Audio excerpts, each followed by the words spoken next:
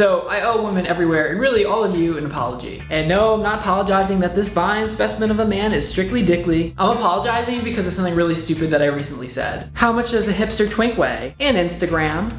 Nope, it's not that. It is something even dumber. It was in a recent video where I was answering someone's question about how their life would be different if they were straight. You would have a lot less discrimination, but on the flip side, you'd have to deal with putting the seat down and bloody tampons. Yeah, so it is the part about the bloody tampon. A whole bunch of you emailed me to tell me that it was a totally sexist thing to say, and that throughout history, chauvinistic men have used menstruation as a way to link femininity with contamination. When you say something that's fucked up, you can do one of two things. You can either double down and entrench yourself in what you said, or you can recognize that what you said is fucked up and you can say that you're sorry. So, I'm sorry. And to prove it, I took a train to New York City to meet with Yetta Kurland, a civil rights attorney, amazing feminist, and godfather of all things lesbian. Well, I mean, I certainly don't speak for all women, and you know, everyone has a different perspective, but it's hard sometimes to get outside of ourselves and to relate to others. But I think that at the end of the day, is the most important thing. You know, it's very powerful for us to fight for our issues and to fight for ourselves, but it's actually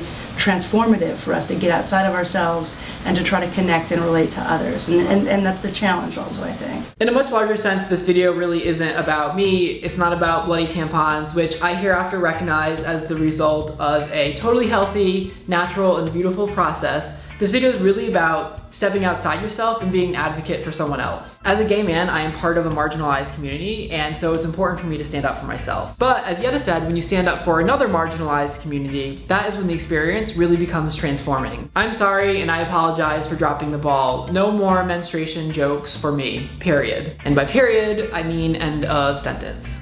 So thumbs up if you agree and if you're willing to step outside yourself and advocate for other people or other communities. I love you guys. I will talk to you again soon. Peace out.